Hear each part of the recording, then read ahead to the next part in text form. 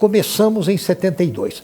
O Dr. Geraldo Fonteles, da geração pré-concursiva, era um homem com grandes ideias classistas, sobre uma organização de classe. E ele estava esperando, achando talvez que na geração pré-concursiva ele não encontraria muito terreno para a ideia da fundação de uma associação de classe. Ele esperou que o primeiro concurso se consumasse e que se passassem alguns meses já de aquecimento de cadeiras pelos novos procuradores concursados, e então instilou a ideia da fundação da associação em algumas cabeças já do concurso. Organizou-se então um encontro quase que clandestino no apartamento dele e uma segunda reunião também quase que clandestina no meu apartamento na 109 Sul. O presidente Allende estava sendo morto no Chile, o governo brasileiro sob Médici estava também endurecendo em várias frentes. Era uma hora em que era uma temeridade fundar uma associação de classe dentro da função pública, sobretudo. Um homem falou, e outros homens acataram isso. Esse homem foi meu pai. O primeiro presidente da NPR foi Geraldo Fonteles, meu pai. Eu era meio garotão ainda e tal, e via na 208 Sul, ele reunido com colegas procuradores da República. Eu perguntei, chegava até das minhas noitadas, solteiro, estava na noitada, e perguntei, o que é isso aí, pai? Isso aí, garoto. É o seguinte, nós estamos criando um espaço associativo dentro do Ministério Público, dentro da Procuradoria da República, para que a gente debata, para que a gente lute por ideias comuns, né? Para que a gente se aproxime, para que a gente se integre. Nós trabalhávamos muito e não tínhamos condições, papel, até às vezes faltava papel, o DASP mandava, fornecia, ocupava uma sala do Ministério da Saúde. Então começaram os primeiros colaboradores a pensar na organização também do pessoal que trabalhava ali e que não tinha praticamente nada que os ajudasse em coisa alguma. Então pensaram numa associação e o Geraldo Fonteles começou então a convocar pessoas, reunir, ver quem é que estava interessado em trabalhar e nos reunimos, eram mais uns 4 ou 5, porque muita gente tinha o que fazer, né? Não tinha tempo. Então era sábados e domingos, nós tarde toda, às vezes à noite, saíamos do serviço depois do expediente e ficávamos discutindo o que íamos estabelecer, o que era, como deveria ser.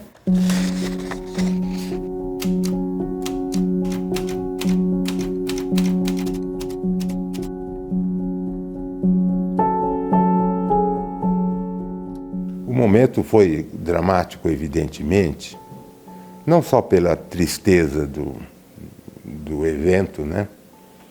Pelo inusitado do evento, porque até então juízes, promotores, procuradores eram respeitados.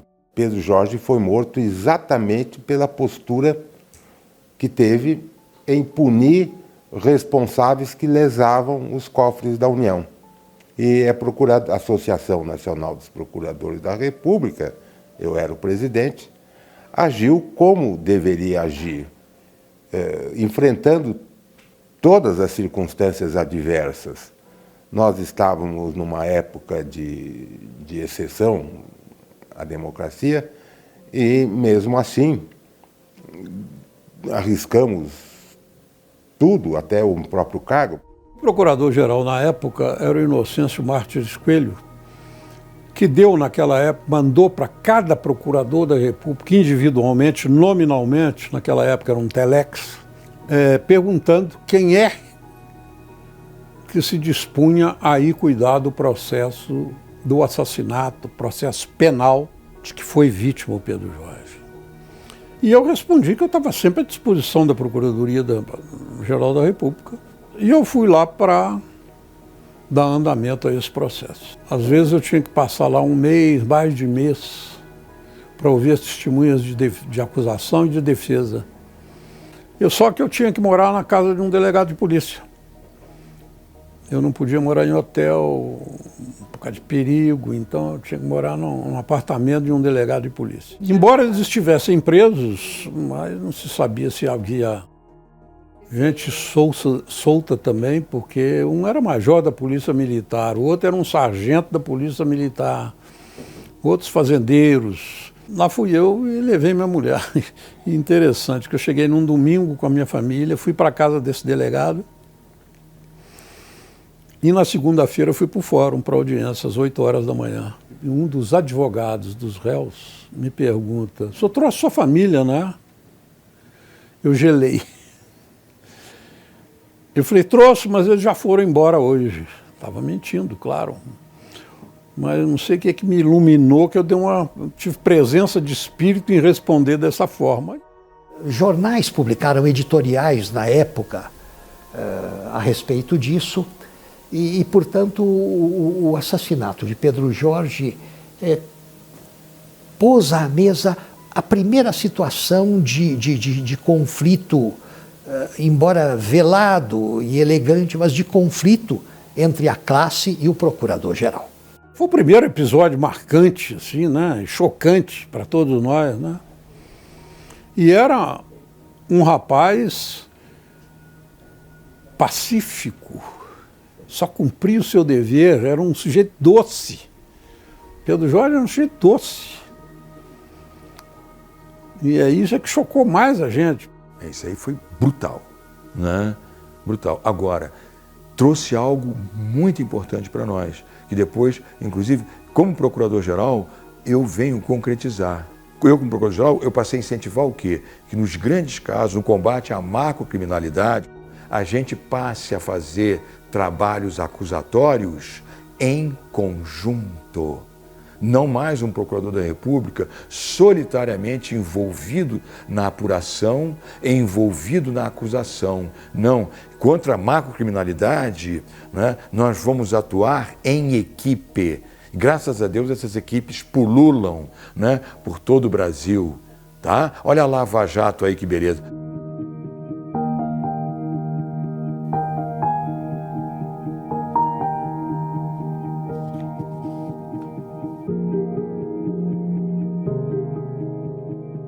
Chegamos à Constituinte como uma instituição ainda bastante desconhecida. Quer dizer, era muito frequente você conversar com parlamentares e perceber que eles sabiam muito pouco. Então, a primeira, eu diria que a dificuldade inicial foi fazer conhecida a instituição, mostrar o que nós fazíamos, quais eram as nossas atribuições e o que pretendíamos, ou o que gostaríamos de passar a fazer com a nova Constituição. O grande problema da Constituinte era esse trabalho, era um trabalho segmentado, né, em muitas etapas, e então, muitas vezes nós conseguíamos um determinado avanço, mas na etapa seguinte havia um retrocesso, né? O ministro Sepúlveda Pertence dizia que o trabalho dele era o trabalho de um cupim de mármore. Tal, era exatamente isso, era aquela coisa, era incansável, quer dizer, você às vezes já não estava lá 1h da manhã e aí de repente dizia, não, é uma boa hora de percorrer os gabinetes mais uma vez, quem sabe a gente encontra algum constituinte que a essa hora não vai ter ninguém lá, a gente vai ter mais tempo para conversar.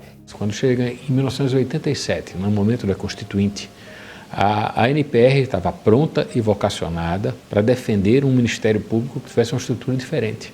E um Ministério Público que tivesse o papel de magistrado. A NPR teve um papel muito importante de mostrar, olha, para o Ministério Público fazer o seu trabalho, para o Ministério Público exercer essas funções que a Constituinte está designando a ele, ele precisa ter garantias, ele precisa ter prerrogativas, como tem os juízes, iguais a dos juízes. E esse novo status foi construído muito pela força e pela voz da NPR e muito pelo exemplo do que aconteceu com Pedro Jorge. A vitória do Ministério Público na Constituinte foi retumbante. Nenhuma instituição cresceu, teve as suas atribuições tão ampliadas, foi tão, digamos, revitalizada, reforçada e renovada quanto o Ministério Público, que passa a ter um tratamento raro em qualquer lugar do mundo.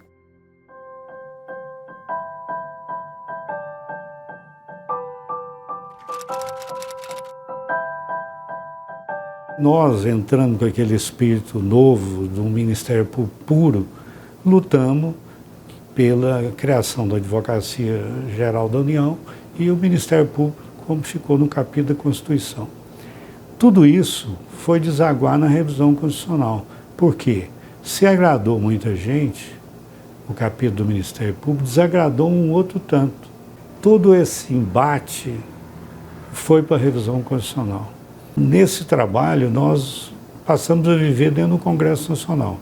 Saía cedo e voltava à noite, e indo na casa dos parlamentares. Chegamos a apresentar, entre emendas e contra-emendas, 750 assinaturas de parlamentares. O que resulta para o Ministério Público do Texto Constitucional foi uma vitória imensa. Uma vitória imensa porque grande parte das nossas posições foram acolhidas. Destacaria duas, houve muitas outras, mas duas que não foram.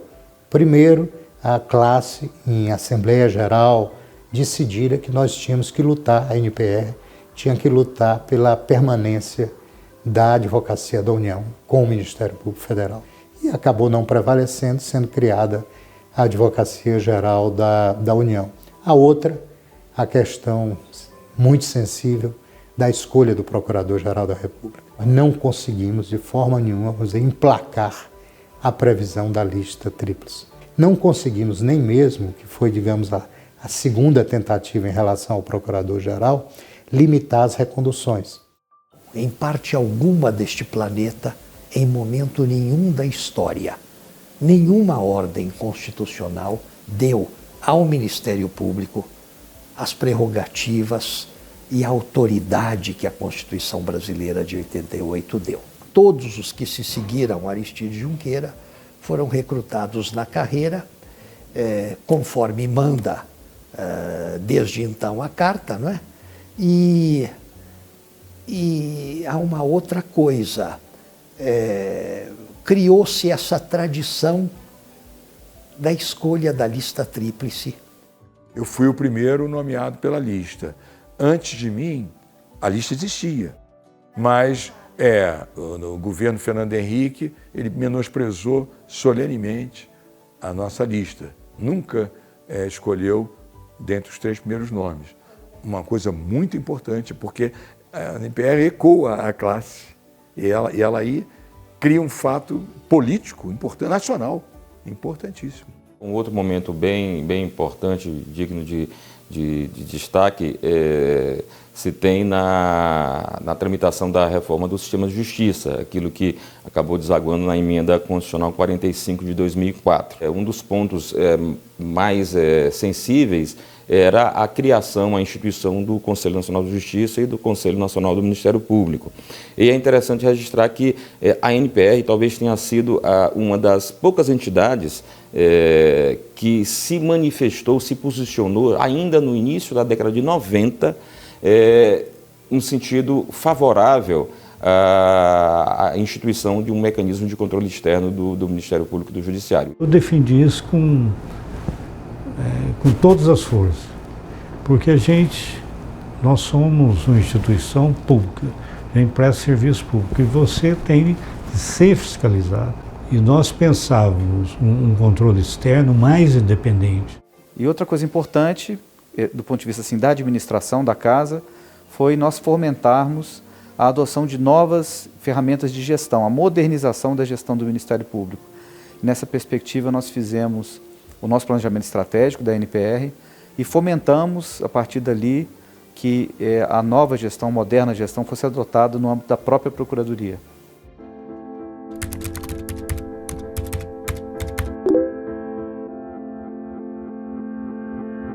A PEC 37 apareceu de uma forma muito rápida e muito irresistível. Quando nós tivemos notícia do que vinha acontecendo, a PEC já tinha tido êxito em várias instâncias congressuais, sem que tivesse havido por parte do Ministério Público uma resistência eficiente. E chegou a um nível de acolhimento no Congresso Nacional que beirava a inevitabilidade de sua aprovação.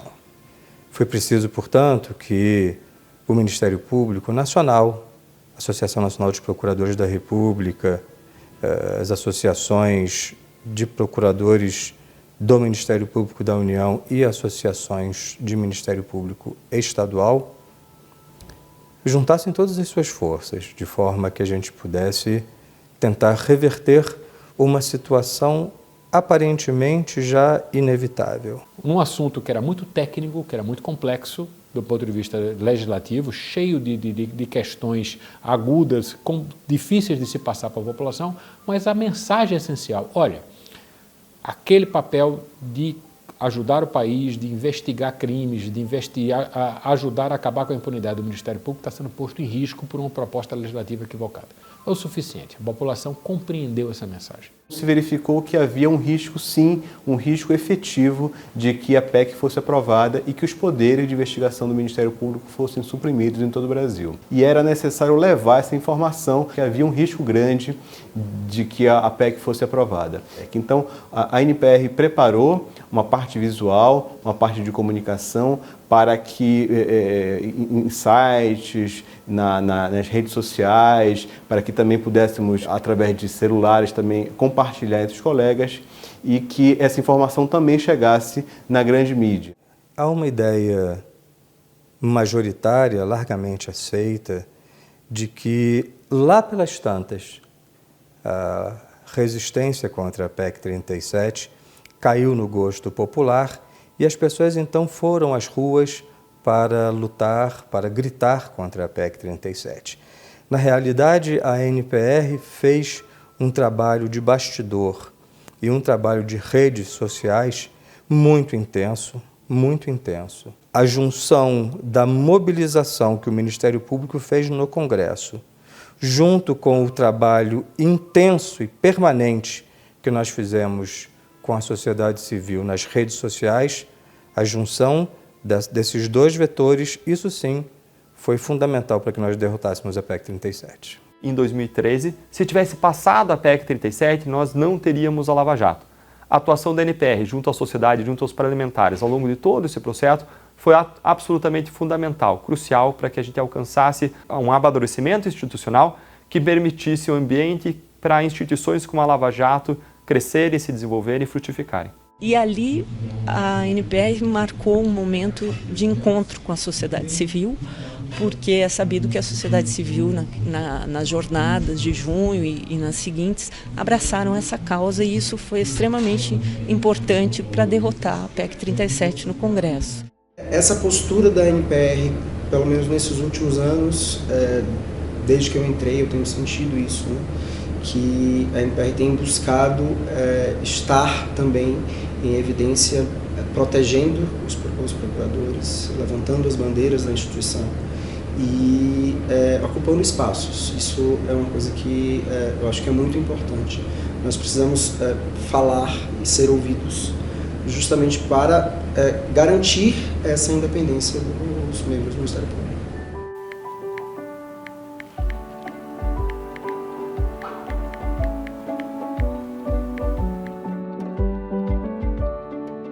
Nos últimos tempos, as bandeiras da NPR têm sido bandeiras muito difíceis, porque nós tivemos a chamada PEC da impunidade, temos a todo tempo uma ameaça de aprovação de uma nova lei de abuso de autoridade, com uma redação completamente propícia a tornar os procuradores da República mais tímidos em sua atuação.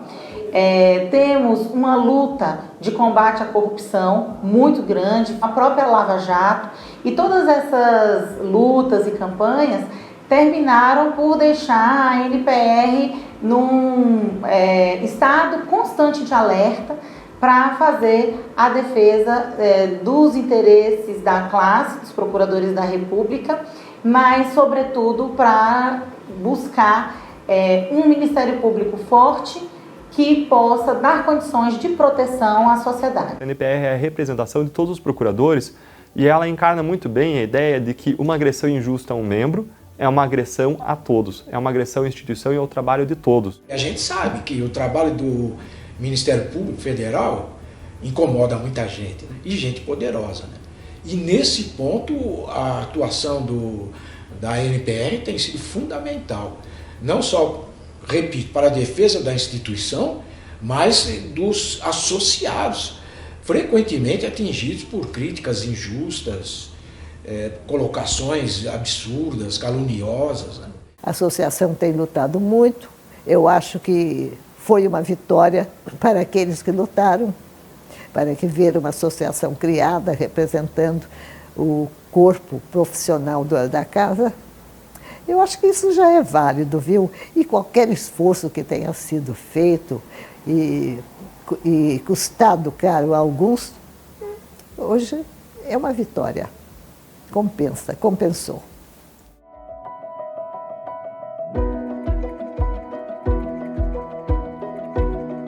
É sempre difícil fazer uma projeção, né, que a sociedade muda muito e as coisas ganham uma dimensão, uma agilidade muito grande. Uma grande importância dos procuradores da República, do Ministério Público Federal e da Associação Nacional dos Procuradores da República é essa confiança e esse respeito do bom trabalho para a sociedade. Então, certamente a sociedade pode ter a certeza, pode ficar tranquila que perante o Ministério Público Federal e perante a NPR sempre vai ter um trabalho de confiança e com a responsabilidade do futuro do país. O que eu diria para os próximos 45, serão 50, né, para a gente chegar na conta dos 100, é ter sempre esse cuidado, né, de não ultrapassar essa fronteira, ficar nessa fronteira com muita sabedoria. Não esqueça que não pode se substituir a instituição e que não é assim a única voz, que precisa sempre preservar a pluralidade, ouvir as vozes divergentes, né? Eu espero que tenhamos, né, mais e proximamente uma outra mulher, né? Na medida em que a associação ela comprou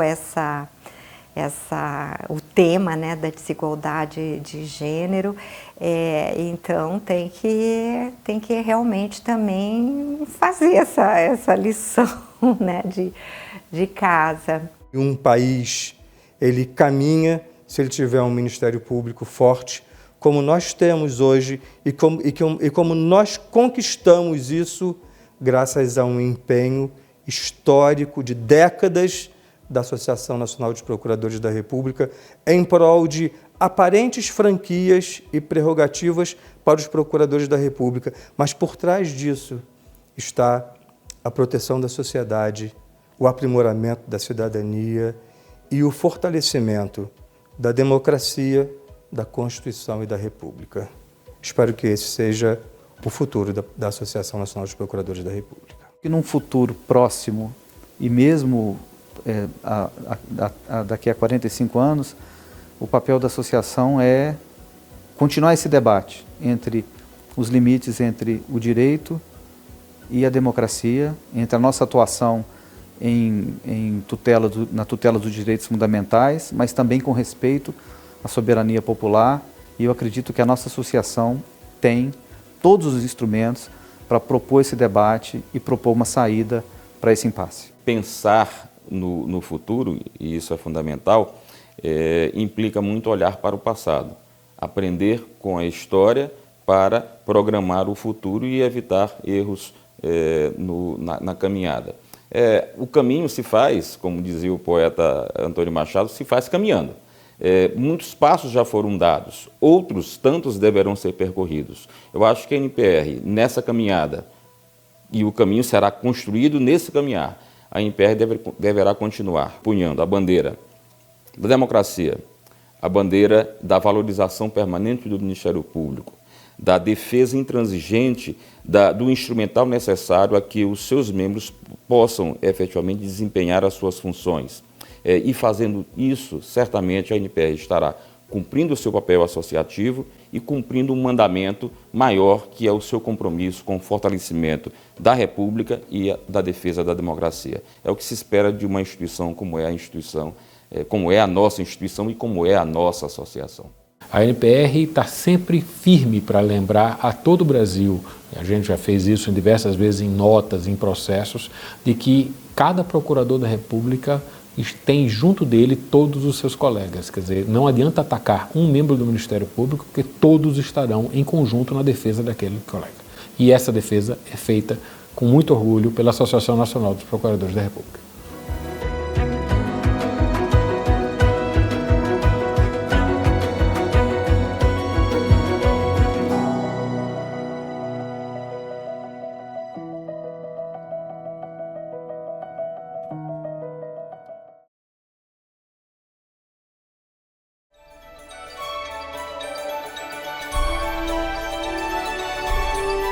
A NPR é o escudo dos procuradores da República. A NPR é a instituição responsável por dar voz, né, e defender a atuação dos procuradores da República. Bom, ela é forte. É uma palavra, assim, ela é forte, ela tem presença, ela tem reconhecimento. A NPR é uma necessidade fundamental para o Ministério Público bem cumprir com a sua missão. A NPR é não só um escudo para a Lava Jato, mas ela é também uma fonte de apoio, de inspiração e de perseverança por meio do apoio que ela representa. A NPR é, para mim, o eco das reivindicações dos colegas procuradores da República, subprocuradores-gerais da República, procuradores regionais da República, no que tange ao desempenho mais eficiente da função do Ministério Público. A NPR é um importante vagão na locomotiva da democracia nacional. A NPR é absolutamente fundamental na história do Ministério Público Federal. A NPR é a voz de cada um dos procuradores da República e de todos os procuradores da República. E os procuradores da República têm uma tradição muito forte de participar dos debates nacionais e da construção de um Ministério Público altivo, independente, esse Ministério Público que temos depois da Constituição de 88. Então, pensar o futuro é trabalhar em nome de todos os procuradores da República para que esse legado continue e para que nós representemos cada vez melhor a sociedade na construção de um Brasil que todos merecem. Então, a NPR é isso, é a voz, é o escudo, é a representação de cada um dos membros do Ministério Público Federal.